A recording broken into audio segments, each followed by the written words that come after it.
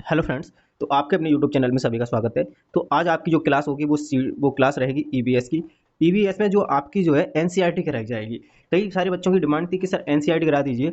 NCERT जो है आपकी सीटेट के लिए बहुत ही हेल्पफुल है। आपने देखा ही होगा लास्ट ईयर जो पेपर हुआ था वो अभी इस साल, तो उसमें क्या है सबसे ज़्यादा हार्ड टॉप पूछे गए थे और जिसने एनसीईआरटी डीपली पढ़ी थी वो अच्छा स्कोर कर पाए।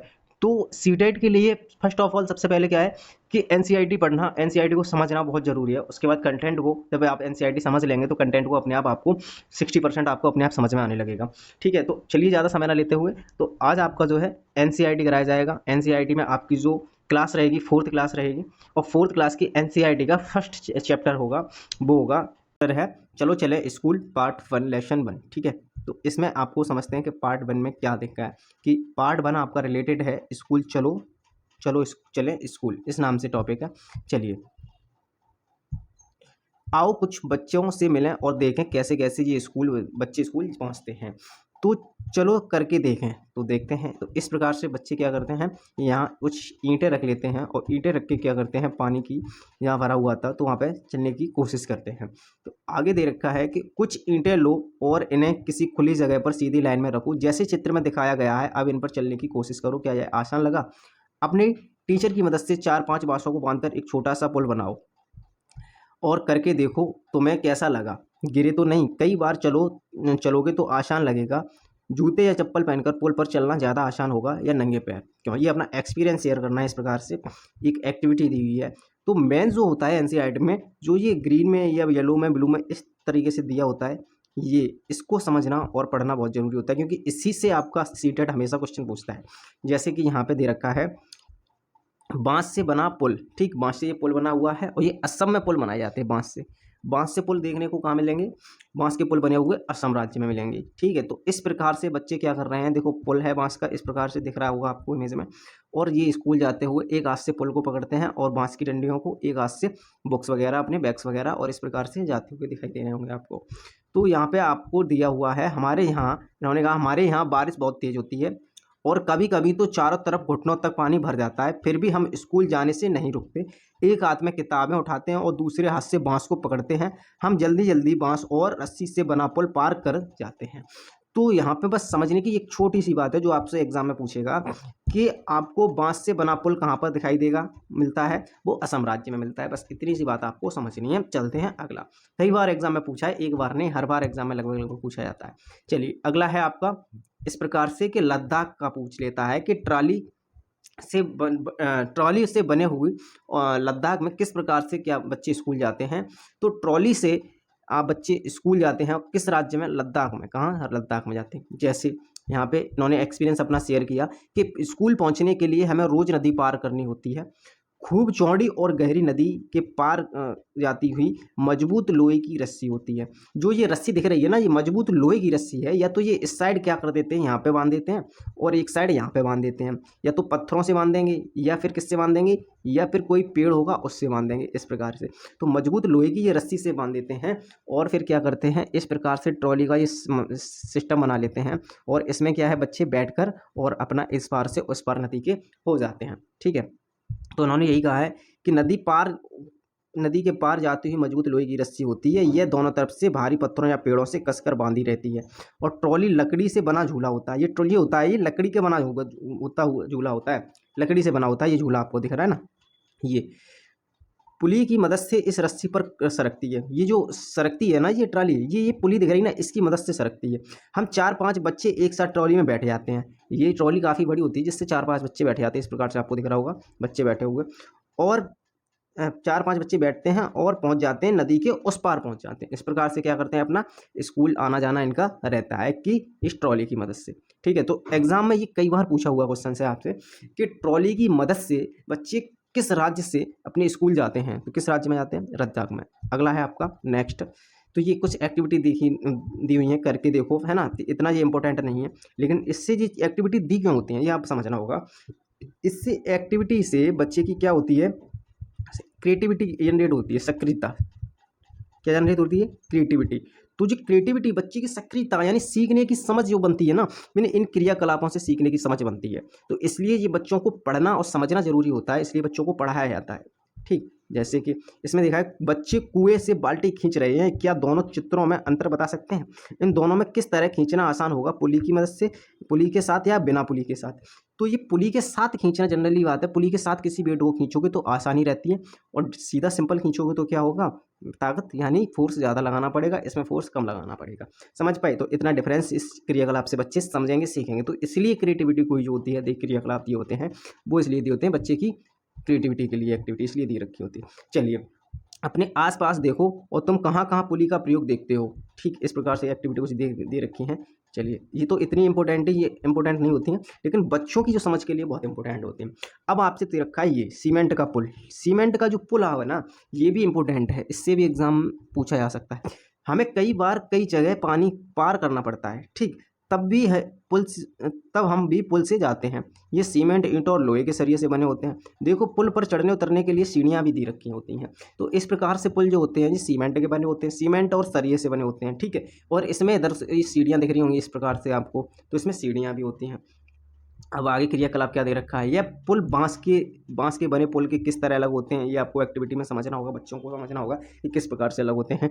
अंदाजा लगाओ इस पुल को एक साथ पर कितने लोग पार कर सकते हैं। जनरली बात है बांस के पुल से इसमें ज़्यादा लोग पार कर सकते हैं, क्योंकि इसकी क्या होती है, वजन सामने की क्षमता, कैपेसिटी ज़्यादा होगी। ये अपनी समझना होता है, ये बच्चे की एक्टिविटी इसलिए दे रखी होती है क्योंकि बच्चे की समझ बढ़े जिससे।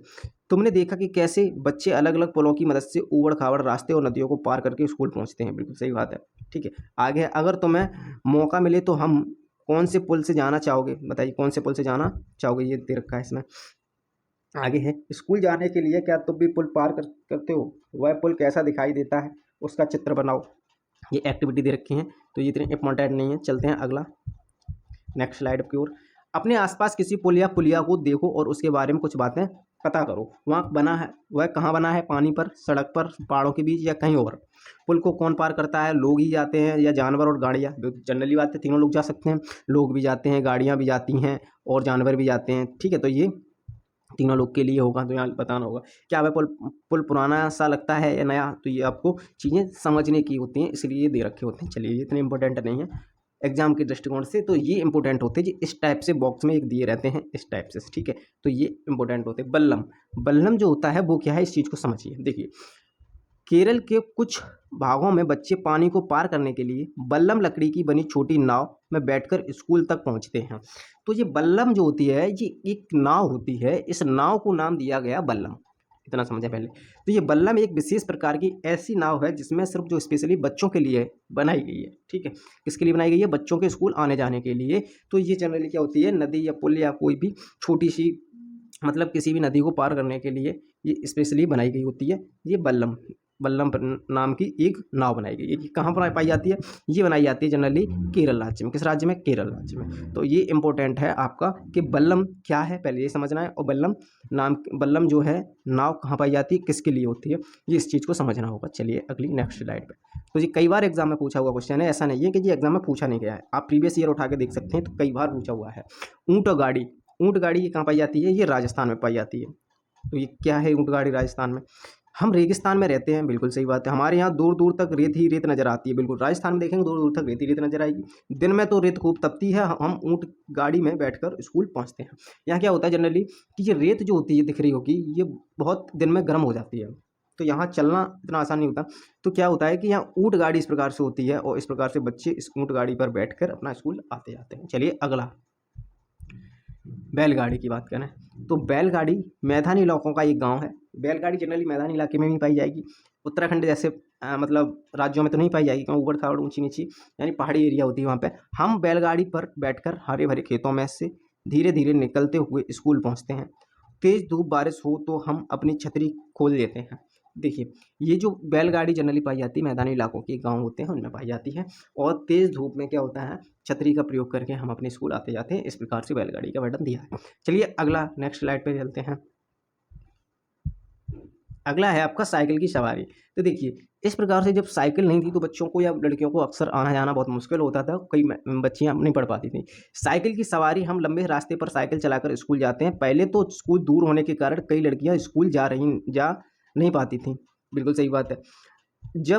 अब 7-8 लड़कियों की टोली मुश्किल रास्तों को भी पार कर जाती है, तो बिल्कुल सही बात है। अब जाना आना जाना आसान हो जाता है जब साइकिल से आया जब से। चलिए, जंगल से जाते बच्चे, इस प्रकार से घने जंगल होते हैं और इस प्रकार से घने जंगलों में जैसा कि आप देख पा रहे होंगे कितना घना जंगल है। ठीक है, कई लंबे लंबे पेड़ भी होते हैं, यहाँ पे ऊंची नीची खाइयाँ भी होती हैं। तो जंगलों से जाते बच्चे स्कूल पहुंचने के लिए हमें घने जंगल से निकलना पड़ता है। कहीं कहीं जंगल इतना घना होता है कि दिन में भी रात जैसा लगता है। उस सन्नाटे में कई पक्षियों और जानवरों की आवाज़ें सुनाई देती हैं। तो इस प्रकार से ऐसे भी बच्चे क्या है स्कूल जाते हुए नजर आते होंगे आपको। चलिए, अगला है आपका नेक्स्ट, बर्फ पर चलते बच्चे। बर्फ पर बच्चे कैसे चलते हैं? उत्तर की पहाड़ियाँ, उत्तर की पहाड़ियाँ की बात कर लेते हैं। देखो हम कैसे स्कूल पहुँचते हैं। मीलों फैली बर्फ पर चलकर हम हाथ पकड़कर बर्फ पर पैर जमाते हैं। तो उत्तर की पहाड़ियों पर आपको क्या देखने को मिलता है? सबसे ज़्यादा बर्फ देखने को मिलता है। बहुत घनी बर्फ होती है, बहुत बर्फी बर्फ नजर आएगी। तो यहाँ क्या होता है, एक दूसरे का हाथ पकड़ते हैं, ऐसे हाथ पकड़कर, ये लिखा हुआ है हाथ पकड़कर बर्फ पर पैर जमाते हैं। तो पैर ऐसा नहीं, अगर पैर नहीं जमाए तो फिसल भी जाएंगे, और एक दूसरे का हाथ पकड़कर पैर जमाते जमाते हुए चलते हैं। और ताज़ी बर्फ में पैर धंस जाते हैं। अगर बर्फ जमी हुई हो तो फिसल भी सकती है। ठीक, तो क्या हो जाती है, फिसल भी सकते हैं। अगर पैर नहीं जमाया तो क्या होगा, पैर फिसल भी सकता है। तो इस प्रकार से उत्तर की पहाड़ियों पर बर्फ मिलती है देखने को। अब बात कर लेते हैं उत्तराखंड की। उत्तराखंड में क्या होता है कि ऊबड़ खाबड़ पथरीले रास्ते होते हैं यहाँ पर। इस प्रकार से बहुत ऊंचे ऊंचे पहाड़ होंगे, और वहाँ पे क्या होगा, कहीं एकदम से नीचे घाटी देखने को मिलेगी, फिर ऊंचे पहाड़ होंगे बहुत ज़्यादा। तो इस प्रकार से आपको देखने को, यहाँ पत्थर ही पत्थर काफ़ी जगह देखने को मिलता है। तो इस प्रकार से बच्चे को वर्णन कर रहे हैं कि हम पहाड़ी इलाकों में रहते हैं, यहाँ दूर दूर तक ऊबड़ खाबड़ पथरीले रास्ते हैं। मैदान या शहर में रहने वाले बच्चों को भले ही मुश्किल लगे, हम तो भागते हुए पहाड़ी रास्ते पार कर जाते हैं। बिल्कुल सही बात है, जो मैदानी भागों में रहते हैं उन लोगों को ज़्यादा मुश्किल लगता होगा, लेकिन इनका रहना यहीं है, जीवन यापन यहीं है, तो इनको ये सब आसान लगता है। तो ये कूदते फांदते अपना निकल जाते हैं और आराम से स्कूल पहुँच जाते हैं, इनको इतना महसूस नहीं होता। चलिए, आगे चलते हैं। आगे जो दे रखा है एक्टिविटी देखिए, इतना इंपॉर्टेंट नहीं है। तो ये आपका आज फर्स्ट चैप्टर कंप्लीट हुआ क्लास 4th का ईवीएस का। और ईवीएस जो देखी जाए बेसिकली 4th और 5th क्लास की इम्पोर्टेंट